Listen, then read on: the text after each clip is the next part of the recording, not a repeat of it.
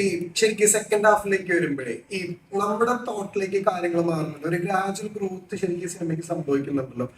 Towards എൻഡാകുമ്പോഴത്തേക്കും ക്ലൈമാക്സിലേക്ക് വരുമ്പോൾ ആളുകൾ ചിന്തിക്കുക എന്നുള്ള രീതിയിലേക്കാണ് സിനിമ എൻഡ് ആവുന്നതും അതാണ് കമ്മ്യൂണിക്കേറ്റ് ചെയ്യുന്നത്. ഇപ്പൊ ഇത്തരം ഒരു കൺഫ്യൂഷൻസ് ഉണ്ടാവുന്ന തോട്ട് ഉണ്ടായിരുന്നു ശരിക്കും സിനിമ ചെയ്യുമ്പോൾ? ഉണ്ടായിരുന്നു, തീർച്ചയായിട്ടും ഉണ്ടായിരുന്നു. പക്ഷെ അതെങ്ങനെ നമുക്ക് മാനേജ് ചെയ്യാൻ പറ്റും, ഓവർകം ചെയ്യാൻ പറ്റും എന്നുള്ളത് നിരന്തരം നമ്മൾ ഒരു പ്രോസസ്സ് നടക്കുന്നുണ്ട്. അത് ഷൂട്ടിങ്ങിന്റെ സമയത്തും അല്ലാത്തപ്പോഴും പോസ്റ്റ് ഷൂട്ടിംഗ് കഴിഞ്ഞിട്ടും അല്ലെങ്കിൽ പോസ്റ്റ് പ്രൊഡക്ഷൻ വർക്ക് നടക്കുമ്പോഴും ഈവൻ ഡബിങ്ങും ഷൂട്ട് പാക്കപ്പും റാപ്പും ഡബിങ്ങും കഴിഞ്ഞിട്ട് പോലും നമ്മളത് വേറൊരു രീതിയിൽ തന്നെ വേറൊരു ഒരു ഒരു കുറച്ചും കൂടെ ക്ലിയർ ആയിട്ടുള്ള എൻഡിങ്ങിന് വേണ്ടിയിട്ടുള്ള റീഷൂട്ടും കാര്യങ്ങളൊക്കെ ചെയ്തിട്ടുണ്ടായിരുന്നു. റീഷൂട്ടല്ല, ശരിക്കും എക്സ്റ്റൻഡ് ഷൂട്ട് നമ്മൾ ചെയ്തിട്ടുണ്ടായിരുന്നു. അപ്പൊ അത് അതിന്റെ റിസൾട്ട് കിട്ടിയിട്ടുണ്ട് തന്നെയാണ് എനിക്ക് തോന്നിയിട്ടുള്ളത്. കാരണം ഒരു സാധാരണ പ്രേക്ഷക എനിക്ക് അയച്ചൊരു മെസ്സേജ് അത് റിവീൽ ചെയ്യുന്നുള്ളതാണ് സത്യം. അതില് പക്ഷെ പ്രധാന സ്പോയിലർ ആയിട്ടോ, അത് എന്താണോ നമ്മൾ ഉദ്ദേശിച്ചത് അത് തന്നെയാണ് ആ ഒരു സാധാരണ പ്രേക്ഷകയ്ക്ക് മനസ്സിലായത്. ആ രീതിയിൽ തന്നെയാണ് അത് പുള്ളിക്കാരിക്ക് കിട്ടിയത് എന്നുള്ളതാണ് ഈ സിനിമയുടെ ഒരു വിജയം എന്ന് പറയുന്നത്. അല്ലെങ്കിൽ ഏത് രീതിയിലാണ് നമ്മൾ കമ്മ്യൂണിക്കേറ്റ് ചെയ്യാൻ ശ്രമിച്ചത്, അതൊരു സാധാരണ ആൾക്കാർക്ക് ഒരു സാധാരണ പ്രേക്ഷകർക്ക് ഒരു മനസ്സിലാവുന്നുണ്ട് എന്നുള്ളതാണ് അതിന്റെ ഒരു തെളിവ്. ഒരു ഒരു ഒരു ഒരു റിസ്ക് ടേക്കിംഗ് ആയിരുന്നു, പക്ഷെ റിസ്ക് എടുത്തില്ലെങ്കിൽ റിസൾട്ട് ഇല്ല എന്നുള്ളതാണ്, അല്ലെങ്കിൽ അതാണ് അതിന്റെ കാര്യം.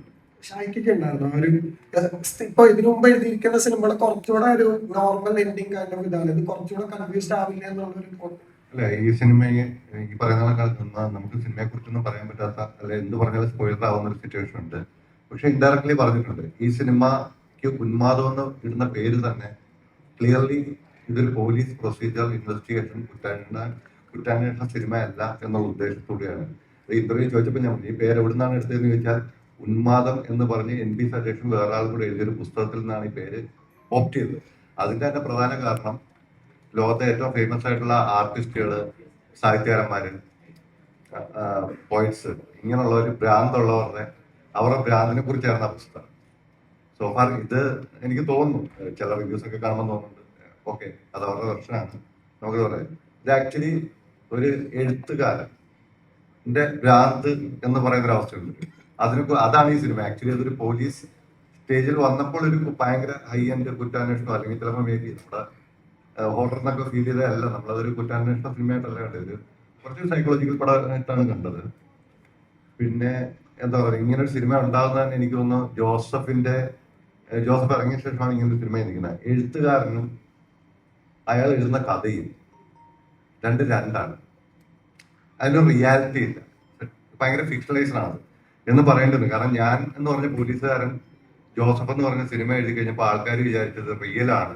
ആൾക്കാരെ കൊണ്ടുപോയി വണ്ടി ഇടിച്ച് തലച്ചോറ് തല്ലി പൊട്ടിച്ച് ബ്രെയിൻ ഡെഡ് ആക്കി ഓർഗൻ എടുക്കാമെന്ന് ആൾക്കാർ തെറ്റിദ്ധരിച്ചത്. ഈ ചായക്കടയിൽ വെച്ച് ഞാൻ തന്നെ കേൾക്കുമ്പോഴാണ് രസം. വയനാട്ടിൽ ചായക്കടയിൽ ഇരിക്കാൻ നേരം ഈ സിനിമയെ കുറിച്ച് പറയുമ്പോൾ എന്തോ ഒരു സംഭവം ഉണ്ടായപ്പോൾ രണ്ടുപേരും പറയാണ് അത് റിയലാണ്. കാരണം അതൊരു എഴുതിയത് പോലീസുകാരനല്ലേ, ഞാൻ അടുത്തിരിക്കുന്നത്, ഇത് ഫേക്കാണെന്ന് അറിയുന്നത് ഞാനാണ്. അപ്പൊ അങ്ങനെ ഒരു തോട്ട് വന്നപ്പം എഴുത്തുകാരനും കഥയും രണ്ടാണ് എന്നുള്ള ചിന്തയിൽ നിന്നാണ് ആക്ച്വലി ഉന്മാദം എന്ന് പറയുന്ന സിനിമ ഉണ്ടാവുന്നത്.